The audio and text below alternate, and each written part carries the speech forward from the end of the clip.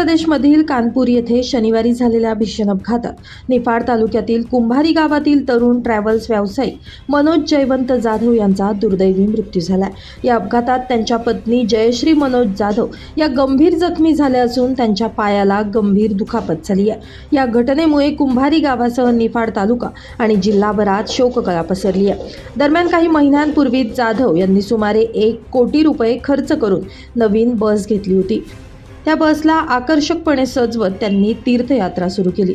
मात्र अपघातामुळे त्यांनी पाहिलेल्या स्वप्नांना विराम मिळाला आणि सारं कुंभारी गाव हळहळलंय. मनोज जाधव हे गेल्या अनेक वर्षांपासून ट्रॅव्हल्स व्यवसायात कार्यरत होते. साध्या शेतकरी कुटुंबातून आलेल्या मनोज यांची मेहनत, प्रामाणिकपणा आणि विश्वासाच्या जोरावर वेगळी ओळख निर्माण झाली होती. सुरुवातीच्या काळात ते ट्रॅव्हल एजंट म्हणून काम करत होते. आपल्या संपर्कातील विविध ट्रॅव्हल्स कंपन्यांच्या माध्यमातून भाविकांची बुकिंग करून त्यांना देशातील विविध तीर्थक्षेत्र, पर्यटन स्थळ आणि शहरांचा प्रवास ते घडवून आणत. भाविकांना सुरक्षित आणि सुखद प्रवास देण्याचं स्वप्न मनात ठेवून त्यांनी अलीकडेच मोठं धाडस केलं. कर्ज काढून सुमारे 1 कोटी रुपयांचा खर्च करून त्यांनी अत्याधुनिक सुविधांनी सज्ज अशी ट्रॅव्हल्स बस खरेदी केली. अथर्व ट्रॅव्हल्स कंपनी या नावानं स्वतःचा ट्रॅव्हल्स व्यवसाय सुरू केला. सामान्य शेतकरी कुटुंबातील तरुणानं इतकी मोठी झेप घेतल्यामुळे गावात आनंदाचं वातावरण निर्माण झालं होतं. बस गावात आल्यानंतर तिची मिरवणूकही काढण्यात आली. तसेच गावकऱ्यांसाठी जेवणाची पंगतही आयोजित करण्यात आली होती. नव्या ट्रॅव्हल्सची पहिली सहल पंढरपूर आणि कोल्हापूर येथे काढण्यात आली होती.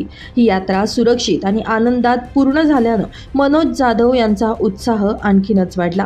त्यानंतर त्यांनी पुन्हा एक मोठी तीर्थयात्रा आयोजित केली. जिल्हाभरातील जवळपास 50 भाविकांची बुकिंग करून ही बस विविध तीर्थक्षेत्राच्या दर्शनासाठी रवाना झाली होती.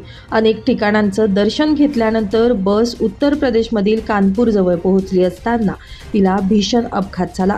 हा अपघात इतका गंभीर होता की ट्रॅव्हल्स बसचा अक्षरशः चुराडा झाला आणि या अपघातात मनोज जाधव यांचा दुर्दैवी मृत्यू झालाय, तर त्यांच्या पत्नी जयश्री जाधव या गंभीर जखमी झाल्यात. मनोज जाधव यांच्या पश्चात 2 मुलं आहेत.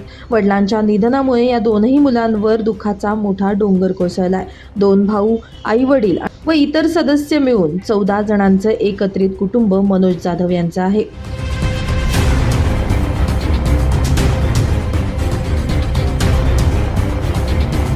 ब्युरो रिपोर्ट, नाशिक माझा न्यूज, नाशिक.